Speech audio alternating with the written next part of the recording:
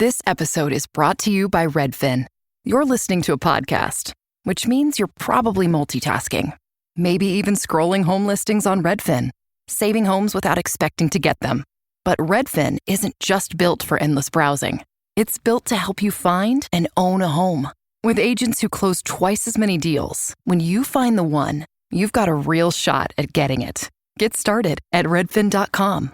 Own the dream. Last night, you spent 2 hours deciding what to wear to the party. This morning, it'll take you 2 minutes to list it on Depop and make your money back. Just grab your phone, snap a few photos, and we'll take care of the rest. The sheer dress and platform heels you'll never wear again? There's a birthday girl searching for them right now. Your one and done look is about to pay for your next night out. Or at least the ride home. Your style can make you cash. Start selling on Depop, where taste recognizes taste. The Krion Conquest. If you are out there, please come.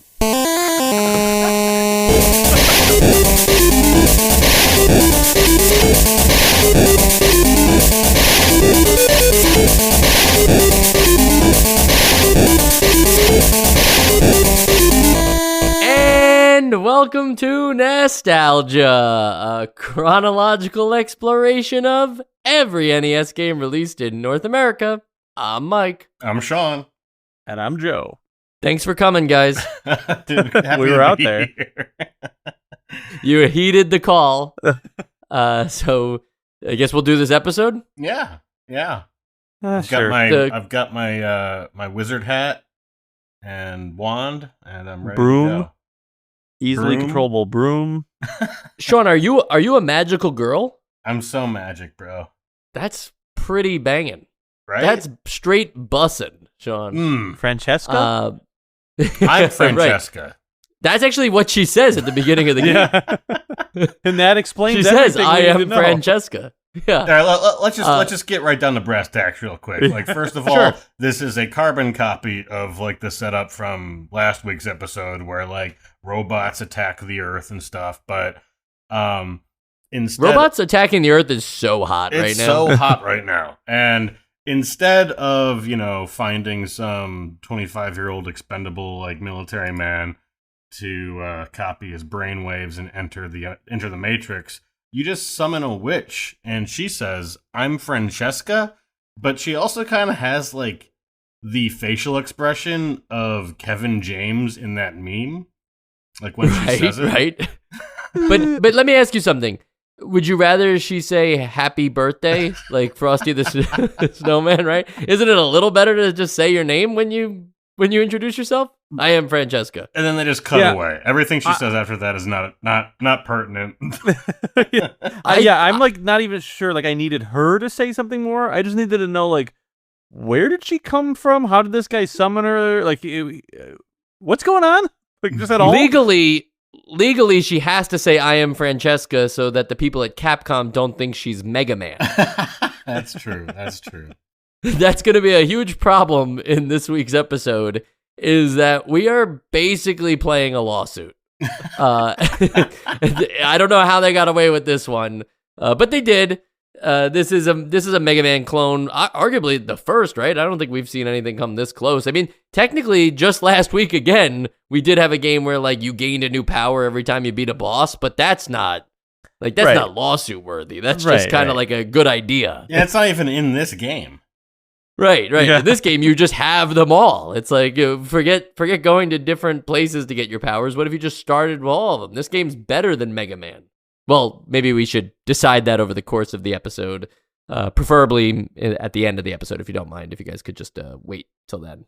Yeah, I'll sorry, hold we my blew thoughts, it there. Yeah. You guys talk. Thank you. The pitch, it's 1999. It's not really that. It's 1991 in chronological. It's 2026. It's 2026 here, but it's 1999 in the game. And as Sean mentioned, aliens are attacking Earth. An alien robot empire called the Krions have invaded Earth, and their forces are immune to every conventional weapon. Tanks, missiles, the whole military playbook is out the window. That's all we got. Except the one thing that we have yet to figure out how to monetize: money, magic. magic. And magic is not something that we have yet. So the solution, of course, find a witch. Enter I am Francesca, a young witch for hire. Apparently the only practitioner of magic in the world. But this world seems to have magic, right? I mean, if it's not magic that brought her there, like, I mean, that does imply that there might be other magic aside from her, right? Yeah, I assume so. So maybe I'm implying that she's the only practitioner of magic, but she's certainly the only one looking to save the day. So she sets out alone to use her magic to dismantle the Krion Empire through basically 4 stages. Anything I missed? No, that's it. That's the game. Oh, great, that's the game. Yeah. So the Mega Man stuff, like, it is true. This feels very Mega Man. I'm pretty sure they traced Mega Man's sprite and then just put like a witch hat on it. The whole the health works the same. The powers kind of work the same, but there's no like ammunition to them. Even when you die, it looks exactly the same. Explode it's the really same way. Blatant. But like, all that being said, this game does feel different, because like it's so much more based on how you get around the stage. Like I feel like that is true. There's a lot of navigating and there's a lot of constantly switching your weapons. Like in Mega Man, it's kind of I know that the boss is weak to this, so I'm going to use this power-up that I acquired in the previous stage. This game notably does not have a stage select screen at all, so you don't get to choose like which one you're going to tackle first, so it's missing that from Mega Man. But then, yes, I agree with you, Sean, that it is a lot of times you have to use the broom goddamn power, broom. Yeah. Right, to propel yourself forward, because the other option is to just jump into a pile of spikes. There is no reasonable way to jump otherwise across these platforms. You have to use the broom to navigate.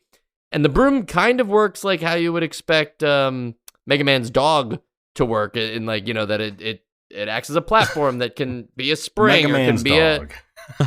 Mega Man's dog's name is what? Rush. Roll? Rush? Roll's the Roll girl. is the girl. Yeah. Sorry, I didn't know. I don't even needed like Mega Man, and I know that. Yeah, I mean, like, would you say my dog's full name to other people, or would you say Mike's dog? I'd say Phoebe full just name. to foster confusion. Okay, great. So now everybody knows my dog's name is Phoebe, and they can just say Phoebe And this like, is lure Mike's her out of the security house. number. Yeah. Yeah. Wait, who told you that? I know it. Well, we're getting a little ahead of ourselves. I want to bring us back a second. This was a game developed by friend of the show, Vic Takai. And it's been a minute since we had Vic on the show. But in Japan, this game, just like last week's episode, I'm seeing a lot of parallels here. It was a different game. It was Magical Kids Dorapy. Yeah? And was that was I read and I didn't confirm that it was based on Wizard of Oz? Correct. The Wonderful Wizard of Oz. Which is why the protagonist's name is Dorapy, because that is a literal Japanese translation of Dorothy, using their kanji. So in this original version, was it still about like robots attacking and everything? Of Or course. what were you Who's fighting? the Tin Man but a robot? That's a great point. That's a great Right. point. And That's it's who you're just fighting. The Tin Man. You're and fighting all the his Tin Man. friends. Yeah. And then, here's a weird thing. The Wikipedia section, it's an odd claim, and it leads to a dead link. So who knows if this ever even is true. But it claims that some of the developers for Vic Takai objected to having a girl as the protagonist because they believed the NES was for boys and players couldn't relate to a female lead. I did. Just read feels that like a too. weird thing to include without a source. And then they mentioned something about like eyebrows, which I thought was funny. Or not eyebrows. I didn't even feel like eyelashes. including that. Yeah. And I was like, some weird fan must have just put this information here. This is a part where I do not trust Wikipedia. Right. It's female character erasure. Yes. No, she's Just get great. rid of them altogether. I mean, what did you guys think when you saw the broom? When I saw the broom as a power, I thought it was like gonna be cool, like it was gonna be easy to use. Well, when I first like summoned it or whatever, because it's like a gun that you shoot and then the broom appears. Kind of weird. Yeah. But when the first time I did it, I was like, okay, it's just a platform that can't move that I can use to like jump one extra step. Took me a very long time to realize that it can move, and a much longer time to realize how to make it move. It was just like move, and then it move in different directions. Yeah, right. And it's like, and I'm still not sure I can fully explain it. The gist of it is that like if you're standing on it, the direction you're facing, once you fire a shot, the broom will move in that direction. Yeah. But there's like other rules to it that make it like if you like do one thing wrong, it'll disappear and you fall to your death. And I don't know. It's a little very confusing. strange. So I think Joe and I had a similar like sequence of discovery where first I just used it as a platform, and one thing I will give this game credit for is it allows you to be wrong about how the broom works several times before it actually matters. Right. And so first I thought it was just a platform that you could stand on and jump off of, and then I realized, oh, you shoot in a direction and it goes that way, but then it just keeps going that way. And so like, okay, so it's like a single use, like moving platform. And then you realize that if you then continue to shoot in different directions other than down, it can move in those directions, and you can kind of like thread it through some platforming needles and yada yada. But then you will also just randomly fall off because you also free walk around it. So I had a lot of like I really dig the idea of this broom and how they're sort of integrating it into the level design, and like a lot of the segments of these levels are mini puzzles about using the broom, but it's almost like the game is too much about the broom, and the broom is too hard to control for it to be that. I don't know. I'm done. Yeah. She's a witch. Well, why can't it just be just one press of left on the D-pad makes it start going left. One press of up on the D-pad makes it start going up. Like that's just because so much you more move intuitive. as well. Yeah, but why not just not have that be? But then what would you do? Like wait till you collide with something? No, just jump. You're off the broom. Hey, look at this guy. He's solving video game give me problems. A game developer job.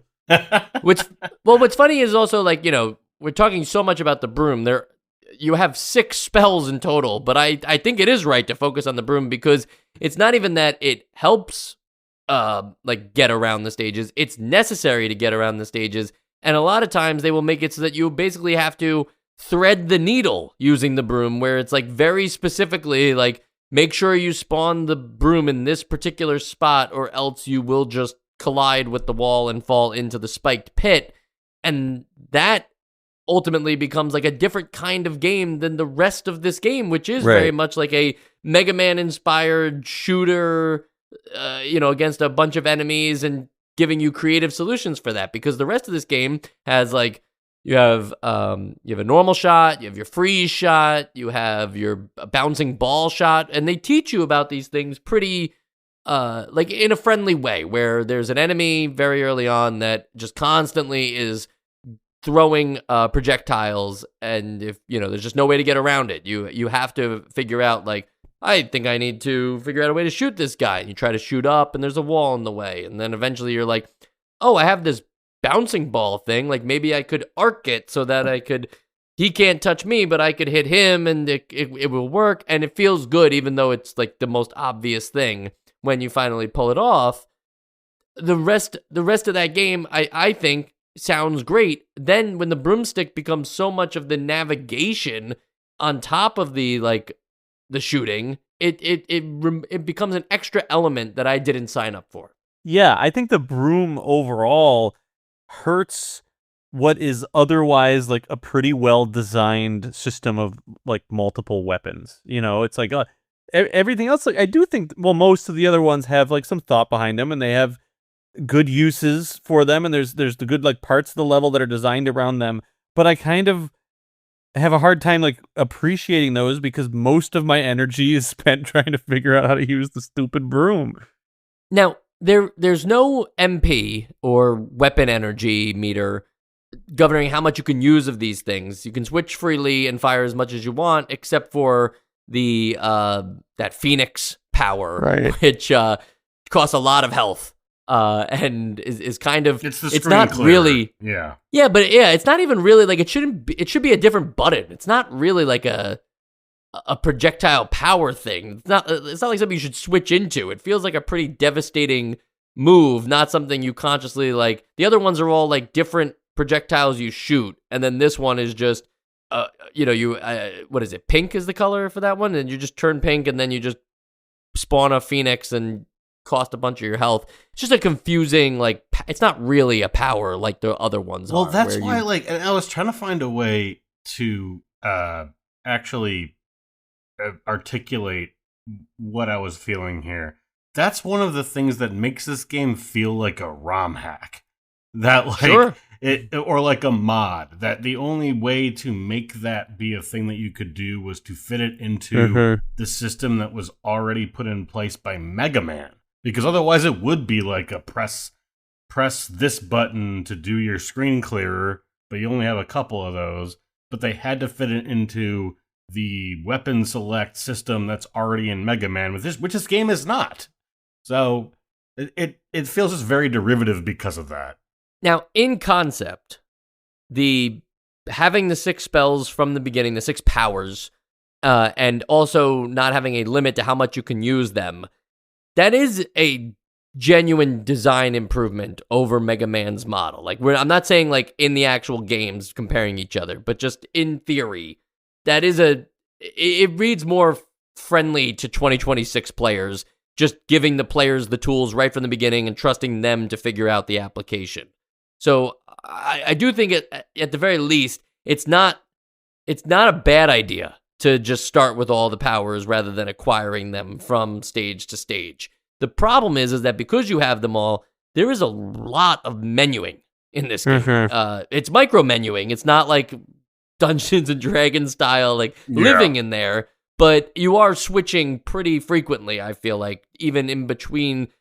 Before you screen clear and get to the next part of the screen, you are switching even in those singular screens between different power-ups to fight different enemies. Yeah, it's a tough thing I think we've run into a couple times where, like, on a controller that not only doesn't have shoulder buttons, but doesn't even have, like, that many face buttons. Yeah, having to go into a main menu to do that rather than, like, being able to assign, 4 or 5 buttons to, like, switching between power-ups. I think that would make this a much better experience because it's so action-oriented to have to constantly interrupt the flow of the gameplay just to select something. It does start to kind of wear on the experience. Yeah, to include the broom as a weapon, as Joe was saying, like the gun that fires the broom, like it is very much just like it's necessary just because of how the game is set up, which again is like a ROM hack for Mega Man. That should have been a completely different like mode of interaction. Like that should, if there was another button, it should have been a separate button. Unfortunately, there are only so many buttons, so I understand, but it just doesn't work when you have to, something that is used so frequently, like almost every screen has some broom puzzle, quote unquote, like associated with it, that like that's the only reason that there's so much menuing. It's not because like, oh, there's so many enemies that require this certain like other spell, like, oh, you should freeze these guys but bounce these guys. Like, yes, there are enemies that you can really only reach if you are using the bounce. But 80% of going into that like spell select screen is just to select the broom. Now here's my tinfoil hat moment for why Capcom didn't sue. Because this game invented the Mega Man charge shot before Mega Man 4 came out. And so Capcom was like, you can steal our entire game, but we're taking the charge shot and putting it in our game as a result. So it's just like mutual stealing. Obviously not verified, just like that other claim about why they didn't want a woman protagonist in the game. But I like to think that, it's also like, and I don't know, maybe it'll feel different in Mega Man 4, but it's just kind of like a nice to have thing. Not something I even really like focused on that much. Like charging takes a while. Yeah, it takes too long. Right, and you're moving between screens, and there's a lot of enemies on the screen, so like It's really only useful when it's like you and one other enemy and you have some distance between you, so you can kind of like charge up the shot and then just fire it and move on with the stage. It's kind of inconvenient to charge up when there's like 4 enemies or you're on the broom or something like that. It's not worth it. It also bugs out when you go, like, when you change between screens. Like, if you're mid-charge and you do one of those, like, weirdly slowly scrolling changes to a different screen, you will not be able to continue charging. You will not be able to shoot it at half charge. You just have to let go and try again. And I know that's, like, super nitpicky, but if we're comparing it to Mega Man, who in those later games, like, that charge shot feels good to do, it's very strange feeling. Yeah, I did at first use the charge shots a little more when I could, see something coming up. I could charge it up. You can kind of run towards it and use it. But I found that a lot of the use cases for charge shots were very interesting ideas that you never really needed to use. Like the one that I thought was the most interesting was the shield. You can place a shield in front of you using the charge shot, and then that is it's literally like a barrier you can stand behind. And then you can shoot through it. Enemies can't shoot through it. Very cool. Almost never is there an opportunity to charge up and then have the shield that takes, a small enough amount of time that it's worth charging up to have the shield. You're going to get shot while you're charging up. It's like a cool idea, but it is not implemented nicely. Joe, I'm like 10 minutes late now to that point you made about how the broomstick should control. But isn't that exactly how Rush does control in one of his power-ups, like when he becomes like the jet form? Don't you just get to free move with the D-pad, and then once you jump off, that's just it? And like when you're back on him, you can free move how, again? Like G.I. Joe's, like that because we just played G.I. Joe. Yeah. But isn't that also how he controls with the jetpack? Like, yeah, you should just be able to free move. That's it. Yeah, I guess I was just thinking, like, specifically the 1-1 comparison to Mega Man there. It's like, it did work there, where it was just like, yeah, and then when you want to get off, you just jump off. But until then, you can freely move it with the D-pad. I think there's also, it's reminding me of those, like, platforms I think they're originally in Super Mario Bros. 3, but they're probably more often in Mario Maker. They're like platforms with arrows on them. Yes. And you jump on it, you press up, and it goes up. You press left, and it goes left until it disappears. I'm not well versed. I'm having trouble remembering that now. I remember the ones that just picture in the move on their Discord, own, right? The listeners, the ones you have to follow, like they make their own path. No, this is like it only happens. I think it only happens in World 7. Yeah, yeah, right. Just that we're not ragging on the power ups, though. It is worth mentioning that, like, obviously the default power up is the default shot is fine. And the ball one is great. It's not always useful. It will, you need to. No, I'm just saying you could fire at literally nothing, because it would be one thing if the balls literally just kept spawning around in the screen. They expire after like 3 touches to the wall. So you need an enemy that is in an awkward position to use it. Mm-hmm. But that is a positive. It sucks that the Phoenix thing requires life, but it also thematically makes sense that to rise from the ashes of requiring a sacrifice. But that's another good power up. It works against bosses too, which is good. The freeze one, that's the one that it felt like a missed opportunity, because you freeze the enemies, but you can't then like use them as platforms. Yeah, that's a thing. I would think too that, I mean, just in like more modern games with like a freeze mechanic, that they would also be like, you could just shatter them and sure, their debris would sort of be a projectile in itself. That wasn't really the case. But I mean, I guess it's like a very niche tool to get through flamethrowers. And yeah, I guess also stop enemies. Yeah, I used right, to but stop how often do those fire things even show up? I think it's just like mainly in one stage. Yeah, right. Yeah, but, like but I did not like present that there was game. at least like an environmental use case for that it was like designed around. And that was cool, but I would have liked to see more of that. I would have quick thought it'd be breaking funny news if you here. used freeze in the underwater levels, and then you just like freeze the entire environment. Yeah, you're stuck then. Yeah. These are called going back to the directional lifts from Super Mario Brothers 3, and I posted a picture in the Discord for everybody but the listeners to see. Right, the users. The users. But if any listeners want to see it when this episode releases and you're a patron, let me know in the Discord and I'll post the picture there too. And they're called directional lifts, or you're calling They're called directional pay. lifts. You gotta pay to see. Yeah. Of course, you got to pay to see everything. Join you our can hear for OnlyFans free. to see the directional lift. Right. Hear anything you want for free. You want to start seeing stuff? You gotta cough it up. Cough it up, brother. And then there's the shield power as well, which it if you hold down the charge long enough, it has a barrier that reflects projectiles.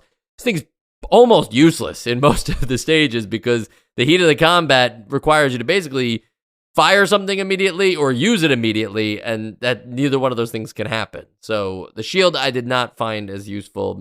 Maybe somebody else wants to tell me I was wrong. I'm not going to say you're wrong because there's other ways to go about this, but I feel like with the enemies that look very closely to Mega Man, like the guys with the hard hats, Yeah. they will stop firing when you get too far. And it's also where like the how effective your fire rate is, or like how effective like just your regular fire is. That also ends up being the same distance.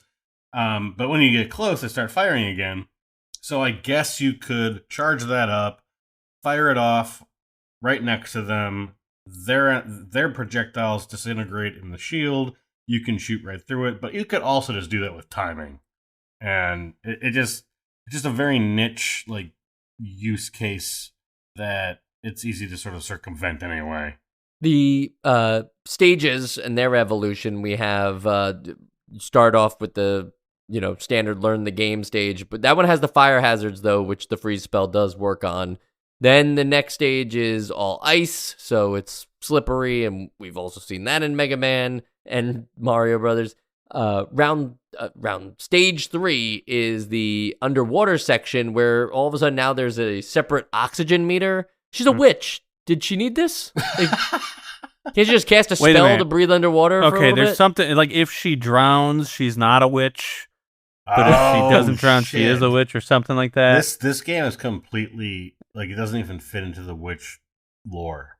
Right, so she's not a witch because she can drown. Right. Wow, she's just a hero. This is bullshit. Well, you want to hear bullshit? After the underwater stage is I guess like the sky stage, but it's also just the broom stage. Yeah. Like you're just constantly using the broom to navigate these levels. These sections of the level. I've never wanted a shmup more than while I was playing these levels. I also just want to go back to where I said that it's easy enough just to take it out with whatever other enemy, with whatever other weapon that you have.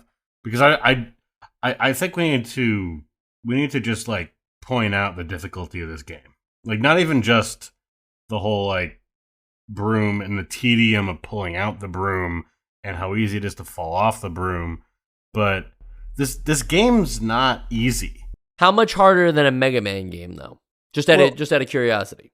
Here's my thought on this. This is because I don't hate a game that's hard like this when it's like Mega Man and I can kind of try over and over again. This game, you don't select your levels and it's linear and there's no continues. There's not even like, I mean, as far as I saw, there's not even like passwords or any sort of save function at all. That to me makes it like, that's where it makes it that much harder than Mega Man, or at least one of the things that makes it that much harder than Mega Man, where at least in Mega Man, it's like, you clear a stage and then you die on the next stage. You don't have to start the whole game over. Like you're making progress. This being this hard and not having that, it's too much for me. And I certainly agree, it's hard. I'm not denying that. I just felt like it was more interesting to talk about just all of the interesting design decisions they made than then just say it's hard, because I feel like we do that a lot, but we don't articulate why. And this game has a lot going on in addition to just being a hard game. Like, it's hard, but at the same time, you do have a lot at your disposal, which makes it interesting that it's hard. You would think at some point you could find some sort of exploits, like, oh, if I just hang out in this corner and use the ball, like, it'll clear out the stage. But it just doesn't work like that. I mean, because there definitely are points where you, like, even like mini bosses, that if you just stand in a specific spot and spam the ball, you can beat them trivially. But you just need to know that. And I guess, you would know that over time, but I think, like, I could see my 12-year-old self playing this game and just brute forcing every other thing aside from standing in a specific spot and spamming ball.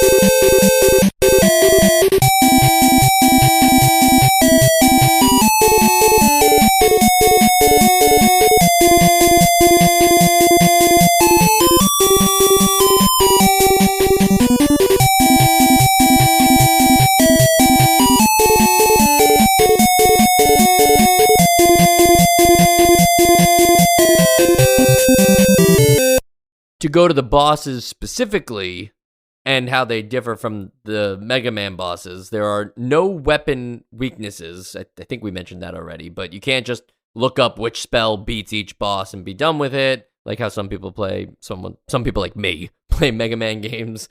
There is no health bar on the boss either. There's no, like, and here's your version of the health bar and here's their version. You're just kind of fighting blind, hoping that they're close to a kill.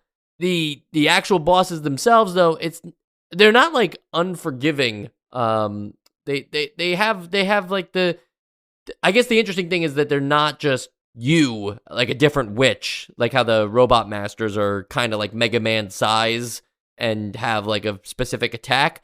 They are just like bosses that you fight in a regular video game. And I think that might sound silly, but non-witch video game. Or a non-Mega Man game to that point, Like, it's just basically like normal bosses, but you're still this same small puny character. And then the final gauntlet of 3 consecutive bosses. First, it's a pink mech.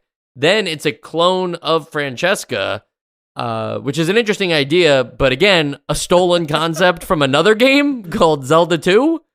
So you're fighting your own moveset. We've seen that. So thankfully Nintendo didn't sue them. Yeah, I was almost thinking of what's his name from Mega Man 3, the like is it Proto Man? Who's the one that's like Proto Man. Proto Man. Yeah, because I was just sticking with That's Mega funny. Man. I was giving me that vibe.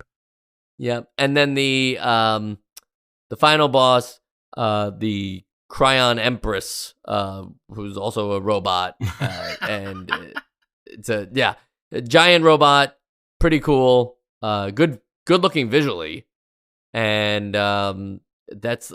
Did you see that boss at all? I thought had a lot of nice shading on it. No, I didn't see even like this boss rush you guys were talking about, because I definitely didn't get to it. I saw it on YouTube. I got to it on YouTube.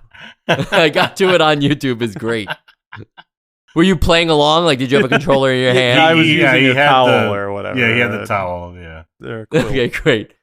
Yeah, you don't even bring an NES controller to your computer. You just use a towel and I'm like playing on a power pad.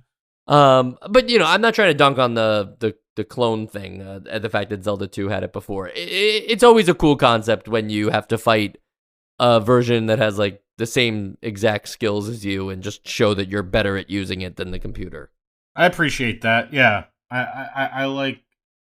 Like again, last week we had bosses that were like human shaped and player shaped, and I like those kinds of bosses because it's not just about like just finding a spot to dodge bullets. It's almost more like a one-on-one fight.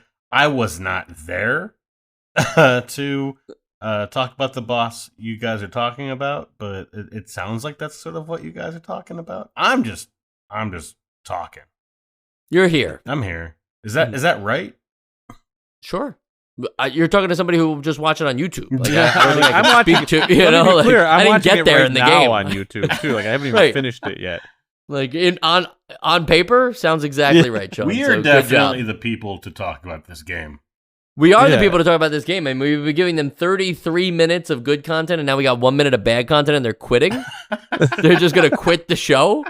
Nobody's We quitting. can get back to good content because I'll explain maybe why this game is so difficult in terms everybody could understand, not just, well, the enemies are hard or it's hard to control a broom. They just made this game hard on purpose for the North American version of this game. As I mentioned, it was a Again. Wizards of Odds. Wizards of Odds. That's a good title. Who's gonna make the Wizards of Odds game? I feel like it's like a math game, No, Right? that's Yeah. that's but the only about the odd numbers. movie in 20 years they're gonna make about Polymarket and Kalshi. There you go. Yeah. Oh, beautiful. Let's copyright that right now. But no, it was a Wizard of Oz game. And when it came to North America, Vic unfortunately made the decision to remove all continues from the North American version, remove mid-level checkpoints, no checkpoints before bosses. If you die on a boss, you restart from the beginning of not the entire like stage as we know it, but the little like acts in the stage. So if you're on 2-2 or whatever, you start at the beginning of that. And health does not refill between levels.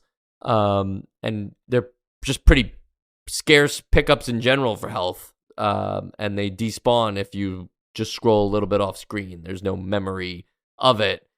On top of that, the enemies were also made stronger for this version of the game, requiring more hits to kill.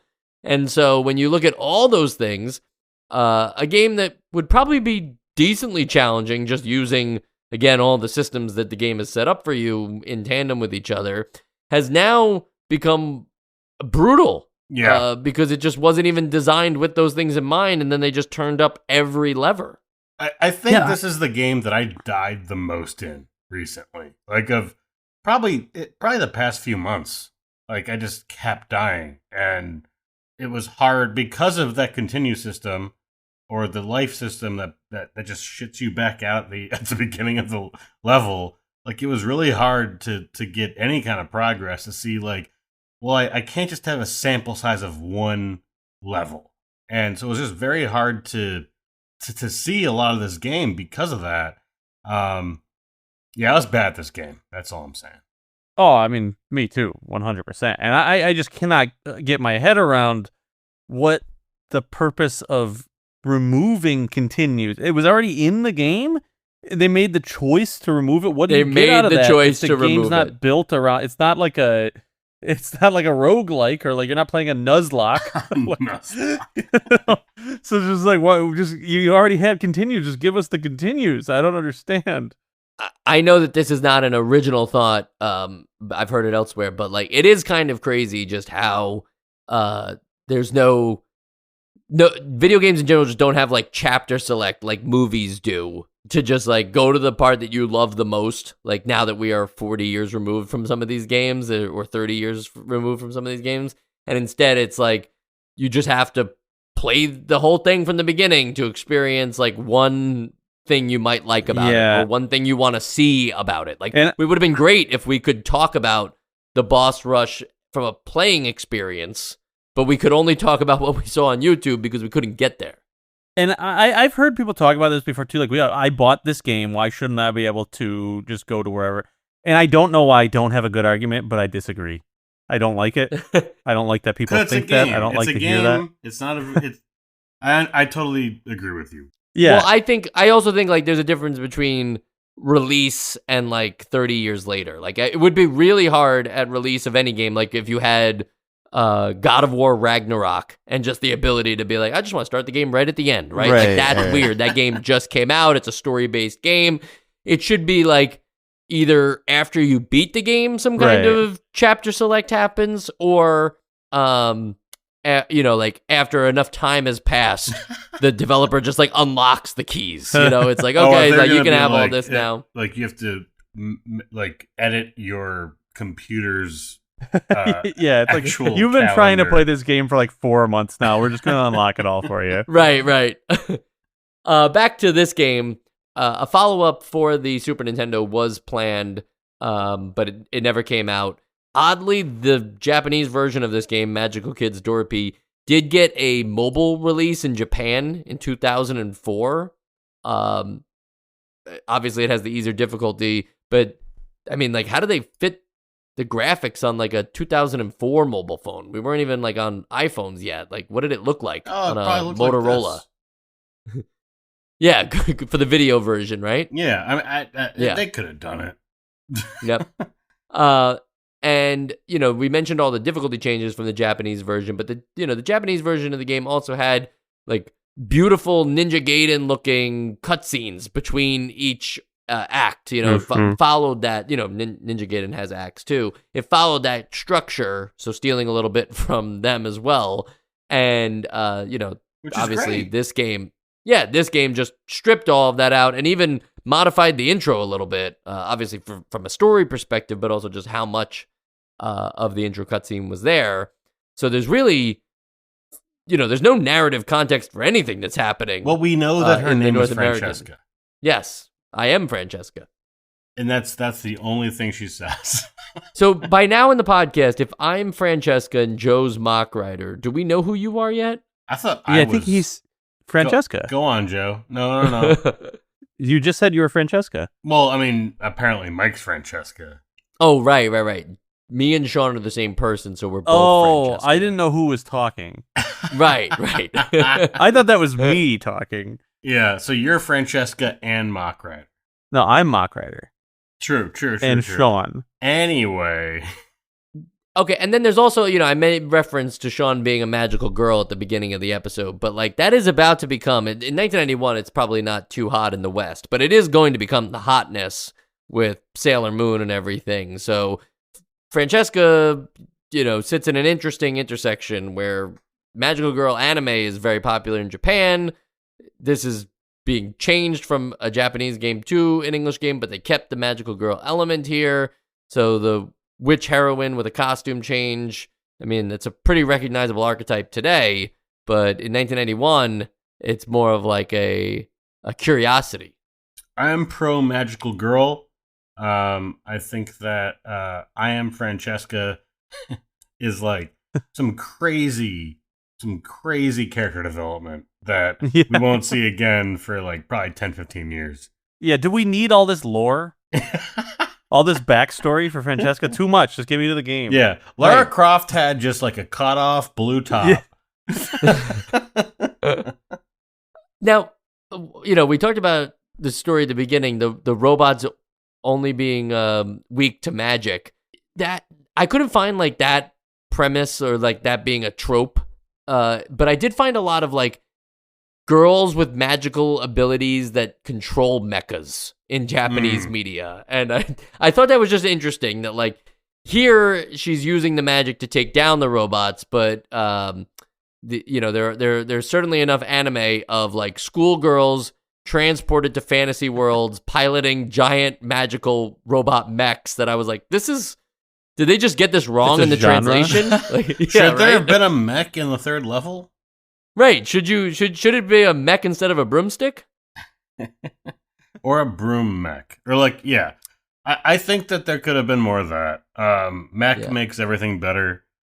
And just for anybody curious, Magic Knight Ray Earth, which comes out a few years after this, is the anime series I'm talking about. But then also, probably the most direct parallel is the Sega property Sakura Wars, where women with magical abilities use mechas to combat demonic threats. That's hits pretty cool. Every single base. But so wait, Right. so in this trope that you're talking about, I'm saying it's not a trope though. It's I guess the trope that this game didn't follow. Right, yeah. In this trope, I mean, are they just controlling the mechs through magic? Like, do the mechs not have like electronic? No. controls? Mechs are mundane. but they also have magic, and that makes them... The mechs are powered by magic. All right, yeah, I was making that up. So the mechs are not electronic. They're just pieces of metal they're that then golems remove with metal. that you get with inside. Yep. Aura Battler Dunbine is another one. Aura Battler Dunbine. Like aura farming, but Aura so Battler. You, it's all about aura. Got it. I don't know why I can't say that right. Battler. I was saying Oh, Battler. okay. I didn't know. I thought that it was Battler. I meant to say Battler every time, but I kept saying Battler. Like it's like Batman's Riddler combination fusion. The Battler. That's their ship name. Yeah. Anyway. Yeah, I didn't have a good. I wanted to think of like a ship name way to get to the essential. I games thought you were going to list. say, and our ship name is right, the essential. but like, games yeah, right, yeah. But instead, I'm just going to say the essential games list. Joe, I do want to start by saying I think we were maybe a little mean to this game. Like everything we said was true, but like I think if we listen back to this episode, we're gonna be like, wow, this was like one of the worst games we've like. It just sounds like a really bad game. I think this game, I think it's a play it. You know, I think that it had potential and it squandered this potential to be at least a hidden gem. And I don't think it got there. So, like, in the end, I don't think that it is an essential game by a long shot. And I think the biggest thing that tips it over the edge is no continues. I might have had a little more fun with this game if I could, like, play it and, like, get further and, like, really try on different things without having to start the whole game over again every time. But, like, yeah, it's got some cool things, some cool design, and it's some cool choices. And, yeah, it falls apart if you look at it too closely. But, like, I do think that, like, even if it's not a play, it's a try it. Like, you know, I don't think this is like one of those games where like, wow, atrocious, like definitely don't touch this, but it did not reach the levels of essential by far. Sean.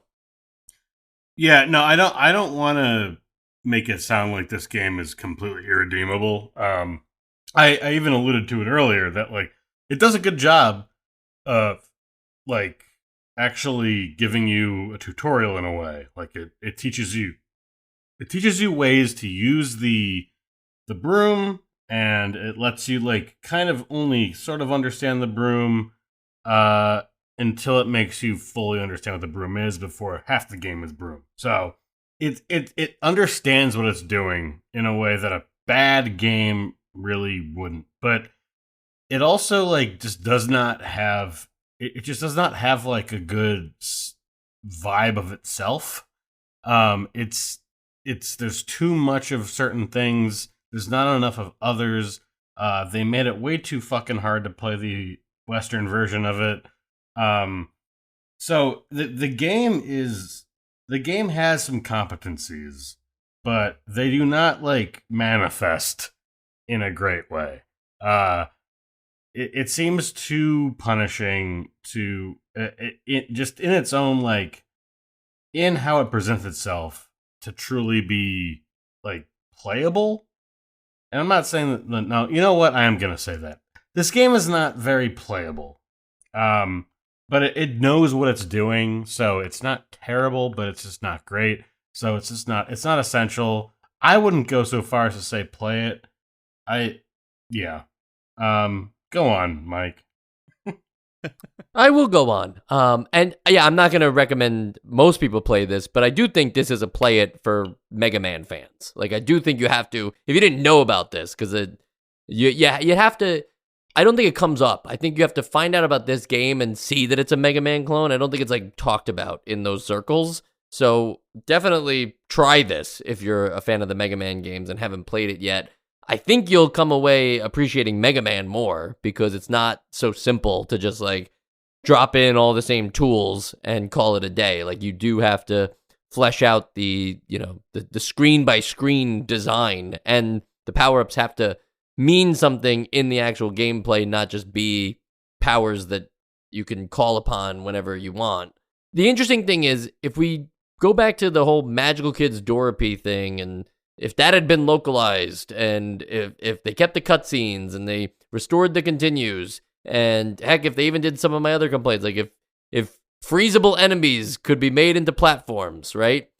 Does that make it essential? Like if it just fixes all those things? The answer is no. Like those things, help make this a more playable game. It doesn't make it it doesn't give it any better shot at being on the essential games list because no one is saying remove the witch element and remove the broomstick. Like, those things are staying in the game, and those things are going to frustrate the hell out of players.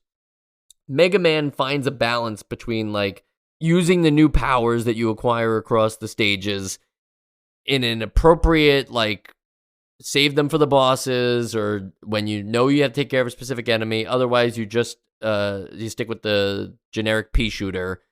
Here, it's like you're constantly in those menus all the time, and all of them feel a little jank as power-ups. The game has really cool ideas. I agree with Joe that we might have been a little too harsh in the episode for the sake of discussion, and we found way more to critique. But ultimately, this was never something I even thought about for the Essential Games list.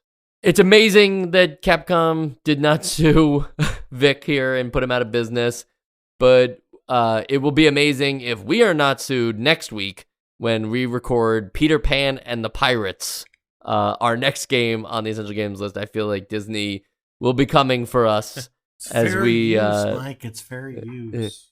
Sure. Apparently, Peter Pan and the Pirates is not based on The Peter peanut Pan. Yeah, right. Not based on or Peter Pan, the Mediterranean fast food joint. It is based on a television, a cartoon. I'm learning as I'm going. A cartoon of Peter Pan and the Pirates that was on Fox Kids for an entire year. So, entire year though, 65 episodes. They almost got to that magic 100 number. So 6 seasons almost. Right. So if each episode was 1 minute, they basically have a movie. Hell yeah. Yeah, it's so close, Joe, right? 65, 100. Yeah, that's like pretty much If you 100, round up, it's right there. Right.